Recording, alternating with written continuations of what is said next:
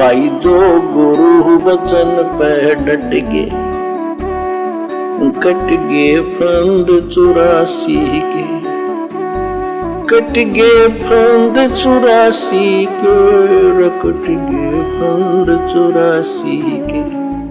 भाई जो गुरु वचन पे डट गे, कट गे फंद 84 के, कट गे फंद 84 के, कट गे फंद 84 के।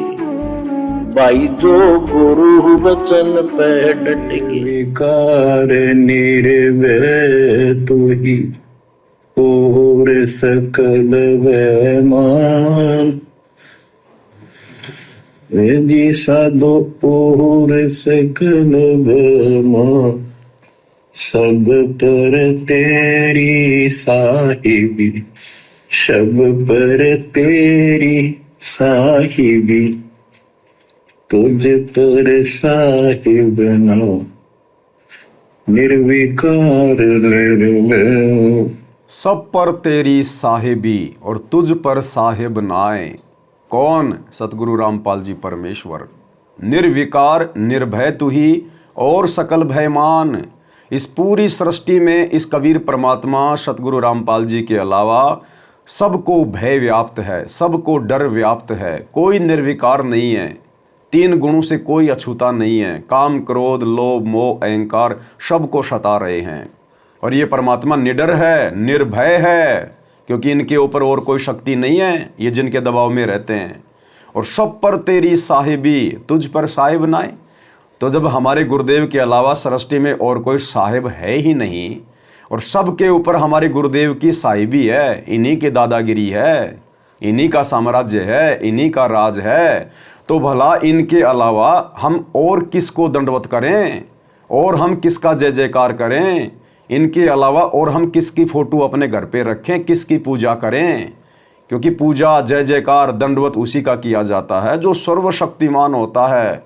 और भाई वो सर्वशक्तिमान एकमात्र परमात्मा आज धरती पर हमारे पूज्य गुरुदेव हैं, जो स्वयं कबीर परमात्मा हैं। तो हमने तो सीधा सीधा जो कनेक्शन है वो अपने गुरुदेव से स्थापित करना है। बाकी जितने भी महापुरुष हैं, उनकी फ़ोटोएँ हैं, ये सब गुरुदेव ने हमें भक्ति का पाठ पढ़ाने के लिए उन फ़ोटोओं को यूज किया है, उन महापुरुषों का नाम यूज किया है। हमारे जीवन में उन महापुरुषों की केवल वाणियों का महत्व है, उन महापुरुषों की फ़ोटो का महत्व नहीं है। उन महापुरुषों की जय जयकार करने से, उनको दंडवत करने से हम पतिव्रता पद से नीचे गिर जाएंगे, क्योंकि वे हमारे लिए मुर्दा हैं, मुर्दा। वे आज धरती पे प्रकट नहीं हैं। हमारे लिए तो वक्त गुरु सबसे महत्व है, वक्त गुरु। परमपिता परमात्मा कबीर जी की ऐसी मर्यादा से बच्चों, पुण्यात्माओं, आपको उस परमपिता समर्थ सक्षम ठाडे की शरण प्राप्त हुई है। आज हमें शरण किसकी प्राप्त हुई है? अपने गुरु जी की, क्योंकि हमने नाम किससे लिया? गुरु जी की। तो हम शरण में किसके? गुरु जी की। और गुरुदेव क्या कह रहे हैं कि परमपिता परमेश्वर कबीर जी की दया से बच्चों तुम्हें उस कबीर परमात्मा की शरण प्राप्त हुई है, उस ठाडे भगवान की शरण जो है प्राप्त हुई है। तो कौन है वो ठाडा भगवान? कौन है वो समर्थ भगवान? कौन है वो कबीर भगवान? आज हमें जिसकी शरण प्राप्त हुई है, हमारे गुरुदेव, और गुरु की कृपा से ही हुई है, क्योंकि गुरु स्वयं कबीर परमात्मा है और अपने आप को छुपाकर इस प्रकार से परमेश्वर अपने दूसरे रूप को महत्व दे रहे हैं, जिसे दुनिया कबीर दास के नाम से जानती है, मानती है, एक दाढ़ी मूछ वाली फोटो। तो कह रहे कि परमपिता परमेश्वर समर्थ भगवान कबीर की दया से बच्चों तुम्हें कबीर परमात्मा की शरण प्राप्त हुई है।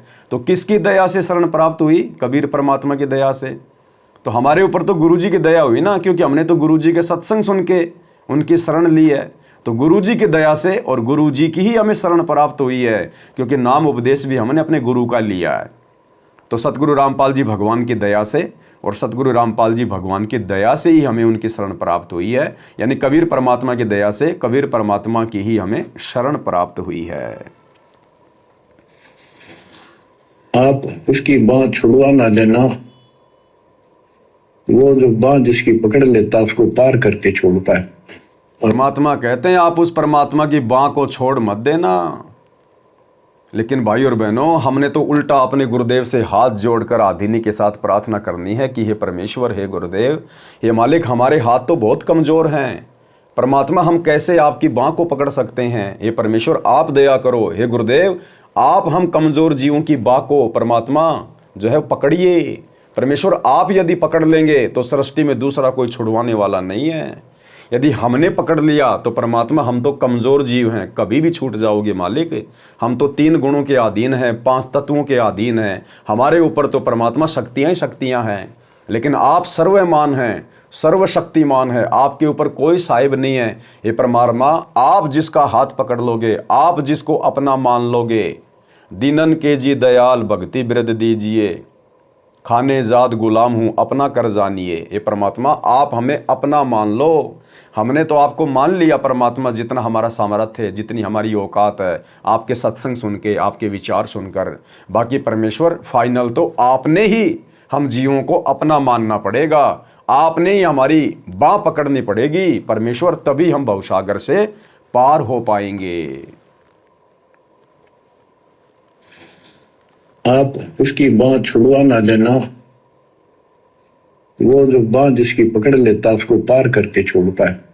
और निवेदन करते हैं हम, कबीर अंतर्यामी एक तू आत्म के आधार, जो तुम छोड़ो हाथ तो कौन उतारे पार। हे परमात्मा, यदि तू हमारी बाँ छोड़ देगा, हमारा हाथ छोड़ देगा, फिर हमारा इस संसार में है भी कौन, हमें कौन। और परमात्मा यानी गुरुदेव भगवान भगत की बाँ उस समय छोड़ेगा। देखो, बात तो हमारी परमात्मा ने पकड़ ली, यानी हमें उपदेश दे दिया, अपनी शरण में ले लिया, इसको कहते हैं बाँ पकड़ना। अब यदि हम छुड़वाएंगे अपनी गलती से, तो वो कैसे छुड़वाएंगे? गुरु की मर्यादा तोड़कर, गुरु को परमात्मा ना मानकर, इस भक्ति मार्ग को और सतगुरु को हल्के में लेकर। तो भाई और बहनों, अब हमने भी अपनी तरफ से जितनी ड्यूटी परमात्मा ने हमारी लगाई है, हमने भी अपने हिसाब से पूरा प्रयास करना है कि हम कोई भी गलती करके, कोई भी मर्यादा तोड़ के अपने गुरु जी से अपनी बाँ ना छुड़वा लें। क्योंकि ये परमात्मा का ऑटोमेटिक सिस्टम है, काल के साथ परमात्मा का नियम है, एग्रीमेंट है कि परमात्मा जो आपके ज्ञान में रहे, ज्ञान में रहने का मतलब जो आपकी शरण में रहे, जो आपकी मर्यादा में रहे, जो आपको परमात्मा माने, आपके सिवा जिसे कुछ भी दिखाई ना दे, परमात्मा ऐसे भक्तों को आप सतलोक लेकर जा सकते हैं। और जो आपकी बात ना माने, बात बात पे आपके नियम तोड़ दे, आपसे ज़्यादा महत्व अपने जैसे 2 कौड़ी के जीवों को दे दे, अपने कोऑर्डिनेटरों की बातों को महत्व दे, पीले पर्चों की बातों को महत्व दे, किसी और को गुरुजी का बेटा बेटी भाई बंधु रिश्तेदार मान के उसकी बातों को ज़्यादा महत्व दे, और आपने सत्संगों में जो बातें कही हैं, जो मर्यादा बताई है, जो नियम बताए हैं, उनको वो ध्यान ना दे, उनको वो तोड़ दे, तो परमात्मा ऐसे जीवों को आप मेरे लिए छोड़ देना, आप उनको सतलोक ज़बरदस्ती ना लेके जाना।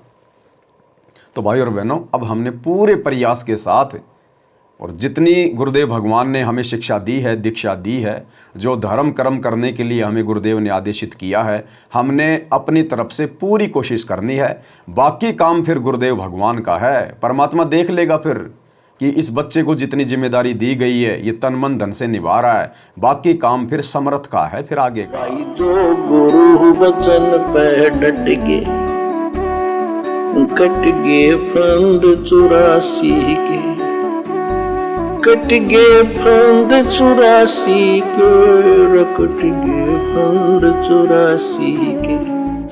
भाई जो गुरु वचन पे डट के कट गए फंद 84 के, कट गए फंद 84 के, कट गए फंद 84 के।